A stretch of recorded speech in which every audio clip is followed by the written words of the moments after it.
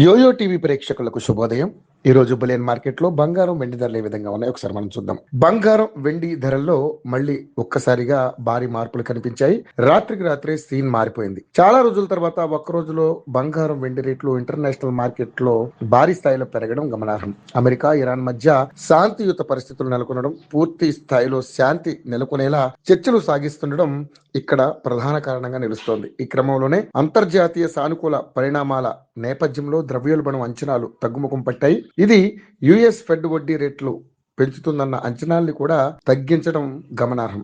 ఇంకా US dollar కూడా పడిపోతోంది. ఇది బంగారం ధరల్ని పెంచేందుకు కారణమైంది. సాధారణంగానే ఫెడ్ వడ్డీ రేట్లను పెంచకపోతేనే బంగారం ధరలు పెరుగుతుంటాయి. ఇంకా డాలర్ పడిపోతే బంగారం ధర పెరుగుతుంది. ఈ కారణాల నేపథ్యంలోనే ఇప్పుడు ఆగస్టు 5, 6 తేదీల్లో భారీ మార్పులు కనిపించాయి. దేశీయంగా బంగారం ధరలు మరీ అంతలా పెరగలేదు. ఇంటర్నేషనల్ మార్కెట్లో ధరల ప్రభావం ఆగస్టు 6న ఉదయం 10 గంటల తర్వాత కనిపించింది. ప్రస్తుతం చూస్తే హైదరాబాద్ మార్కెట్లో 22 క్యారెట్ల బంగారం ధర ఒక్క రోజులో 1600 పెరగ్గా తులం బంగారం ధర 1,33,600 వద్ద ఉంది. మొదటి రోజు ఇది 200 మేర తగ్గుముఖం పట్టిన సంగతి తెలిసిందే. దానికి ముందు 2 రోజులు రేటు స్థిరంగానే ఉంది.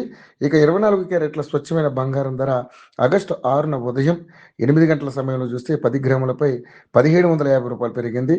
దీంతో తులం బంగారం ధర 1,45,750 వద్ద ట్రేడ్ అవుతుంది. కిందటి రోజు ఇది 220 మేర తగ్గింది.